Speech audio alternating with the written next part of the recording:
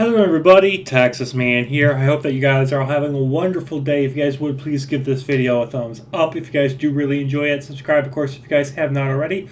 Also, do me the biggest favor of all, make sure you guys hit that bell notification button so you guys do not miss out on future videos or streams here on the channel. And as always, we're going to be talking positives, negatives, talking about Frailty, starring Bill Paxton and Matthew McConaughey. And this film came out in 2002. It is rated R.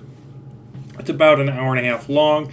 And we're going to discuss this film because I think it's a very underrated movie. It is a movie that a lot of people, whether that's action, horror, tension-like movies, thrillers, they have borrowed concepts and ideas that are in this film for the past 2+ decades.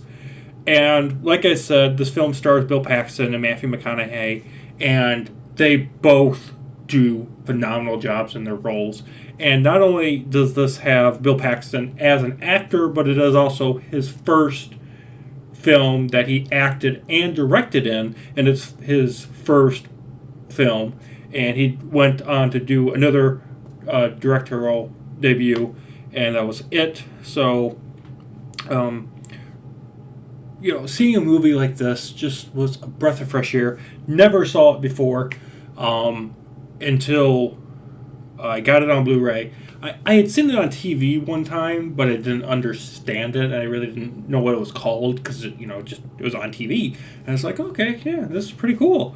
But now that I'm older, and now that I've had to actually watch the movie because I've had friends and whatnot say, you gotta watch Frailty. And I'm like, this looks familiar. But like, I didn't understand what the name of the movie was. And to be honest, even though I have seen this movie now from start to finish, and I own it, the fact that this movie's called Frailty kinda is just a weird title. I don't understand why it was called this. I don't know why they didn't just call it, Demon Slayer. Honestly, they could have called this thing something else and it probably would have done much better at the box office because it was very much, unfortunately, a bomb. And it is a movie that is very underrated, and I think it's because of the subject matter. So the film follows Bill Paxton, and his character is told by higher powers, by an angel and God, to hunt down demons, and they are disguised as humans. Of course, he gets his sons involved, and the oldest son doesn't believe in him, but the youngest son does, and so it just turns into family drama, family turmoil.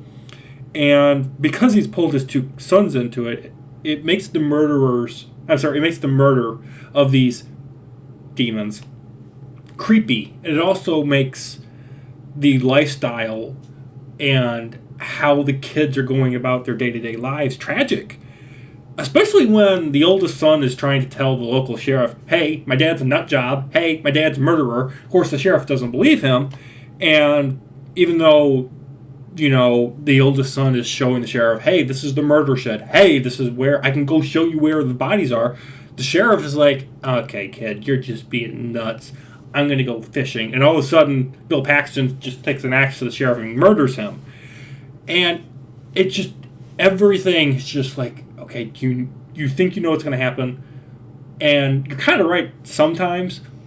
But how it happens is so unique, and it's just very compelling. It's a compelling story, and it's a breath of fresh air to watch. If you've never seen this movie, or if you have, highly encourage you to. It's a breath of fresh air. There's very little CGI. The special effects are fantastic, and it's not a superhero movie. It's not a sequel. There's no prequel. There's no sequel to this movie. It is a standalone 90-minute runtime film that you can watch from start to finish and just enjoy. And the fact that you really don't know, until the ending if the family is actually killing demons or they're just committing murder because they're all nuts. It's really fun. And I don't want to spoil the conclusion for you guys, because if you haven't watched it, you have to watch the movie, because the ending does tell you which is the reality. Are they actually killing demons, or are they just committing murder against normal people? And I kind of wish that the film didn't tell you. I do feel like the film should have left it kind of like open-ended. And I know I've said this in past videos that I hate open-ended movies, but I think this film lends itself to the fact that if it was open-ended, the movie would have had that discussion factor and be like, well, were they committing murder or were they actually killing demons? Because the movie presents both of them, I think, in equal terms of maybe they are or maybe they aren't. And I think it's fantastic in that sense. And I think the performances also help with that. And the dialogue also really sells it as to are they or are they not committing murder? Or are they actually, destroying demons?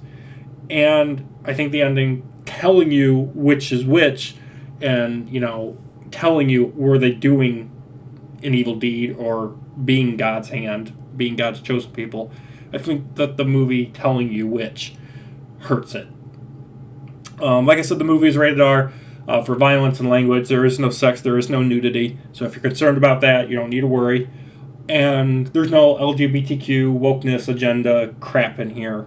It does have a bit of religion stuff in there, just given the subject matter. So just keep you informed on that notice. So overall, I think Frailty is a good movie. It was a movie that I was sucked into. It's not a movie where you can just have it play in the background and you do something else. It is a movie that you're going to get sucked into, and there's key little details that you can pick up on. And if you walk away, or if you're in the middle of having a conversation or doing something else like folding laundry, you're going to miss these little minute details that take place in the movie. So overall, I'm going to give Frailty from 2002 a 9 out of 10. Thank you guys for watching. Have a great day. Look forward to more videos and streams out soon. And of course, if you guys have any movies, TV shows, board games, or video games you guys want me to cover here on the channel, let me know in the comment section down below. Bye, guys.